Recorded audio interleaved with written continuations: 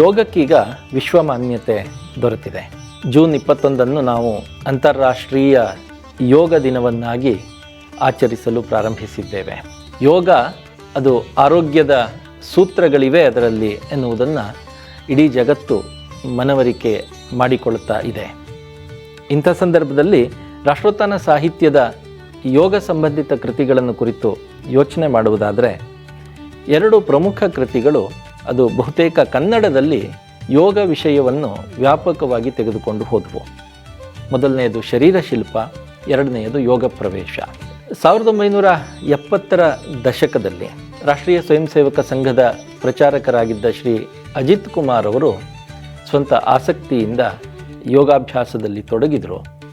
BKS Iyengar ಅವರ ಮಾರ್ಗದರ್ಶನದಲ್ಲಿ ಅವರ ಶಿಷ್ಯರಾಗಿ ಯೋಗವನ್ನು ಕಲಿತರು.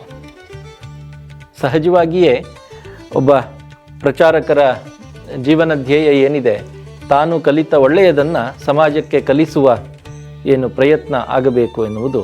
ಆ ನಿಟ್ಟಿನಲ್ಲಿ ಅಜಿತ್ ಕುಮಾರ್ ಅವರು ಯೋಗವನ್ನು ವ್ಯಾಪಕವಾಗಿ ಜನಸಾಮಾನ್ಯರಿಗೂ ತಲುಪಿಸುವ, ಆ ಯೋಗದಿಂದ, ಯೋಗದ ವಿವಿಧ ಆಯಾಮಗಳಿಂದ, ಆಸನಗಳಿಂದ ಜನಸಾಮಾನ್ಯರ ಆರೋಗ್ಯ ಮತ್ತು ವ್ಯಕ್ತಿತ್ವ ರೂಪಣಕ್ಕೆ ಸಹಾಯವಾಗಲಿ ಎನ್ನುವ ನೆಲೆಯಲ್ಲಿ ಒಂದು ಪ್ರಯತ್ನವನ್ನು ಶುರು ಮಾಡಿದರು.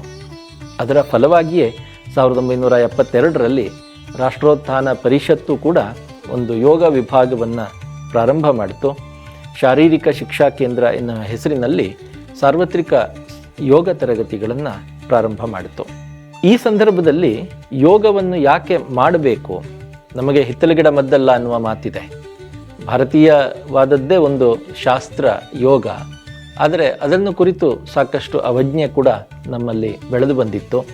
ಹಾಗಾಗಿ ಅದು ಯಾಕೆ ಬೇಕು, ಯಾಕೆ ಅದನ್ನು ಅನುಸರಿಸಬೇಕು, ಅದರಿಂದ ಆಗುವ ಪ್ರಯೋಜನ ಏನು, ಇದನ್ನು ವಿವರಿಸುವ ರೀತಿಯಲ್ಲಿ ಅಜಿತ್ ಕುಮಾರ್ ಅವರು ಪ್ರಾರಂಭದಲ್ಲಿ ಉತ್ಥಾನ ಮಾಸಪತ್ರಿಕೆಗೆ ಒಂದು ಅಂಕಣವನ್ನು ಬರೆಯೋದಕ್ಕೆ ಪ್ರಾರಂಭ ಮಾಡಿದರು. ಆ ಅಂಕಣ ಎಷ್ಟು ಜನಪ್ರಿಯವಾಯಿತು ಅಂತಂದರೆ ಅದನ್ನೇ ಒಂದು ಪುಸ್ತಕ ರೂಪದಲ್ಲಿ ಆಮೇಲೆ ಪ್ರಕಟಿಸುವ ಸಂದರ್ಭ ಬಂತು. ಹಾಗೆ ಪ್ರಕಟವಾದಂತಹ ಶರೀರ ಶಿಲ್ಪ, ಆಮೇಲಿನ ವಿಸ್ತೃತ ರೂಪ ಯೋಗ ಪ್ರವೇಶ, ಅದು ಕರ್ನಾಟಕದಲ್ಲಿ ಲಕ್ಷಾಂತರ ಜನರನ್ನು ಯೋಗಾಭ್ಯಾಸದ ಎಡೆಗೆ ಕರೆದುಕೊಂಡು ಬಂದಿದೆ ಮತ್ತು ನಿತ್ಯ ಯೋಗಾಭ್ಯಾಸ ಮಾಡುವವರಿಗೂ ಕೂಡ ಅದು ಮಾರ್ಗದರ್ಶಿಯಾಗಿದೆ. ಇವತ್ತು ಕರ್ನಾಟಕದಲ್ಲಿ ಯೋಗ ಜನಪ್ರಿಯವಾಗಿದೆ, ಹೆಚ್ಚು ಹೆಚ್ಚು ಜನರನ್ನು ತಲುಪಿದೆ. ಬಹಳಷ್ಟು ಜನರಿಗೆ ತಮ್ಮ ಆರೋಗ್ಯವನ್ನು ಕಾಪಾಡಿಕೊಳ್ಳುವಲ್ಲಿ, ತಮ್ಮ ಮನೋದೈಹಿಕ ಸಮತೋಲನವನ್ನು ಕಾಪಾಡಿಕೊಳ್ಳುವ ನಿಟ್ಟಿನಲ್ಲಿ ಯೋಗ ಲಾಭದಾಯಕವಾಗಿದೆ ಎಂದರೆ ಅದನ್ನು ಸಾರ್ವತ್ರಿಕಗೊಳಿಸುವಲ್ಲಿ ಶ್ರಮಿಸಿದ ಅಜಿತ್ ಕುಮಾರ್ ಅವರ ಕೊಡುಗೆ ಬಹಳ ದೊಡ್ಡದಿದೆ.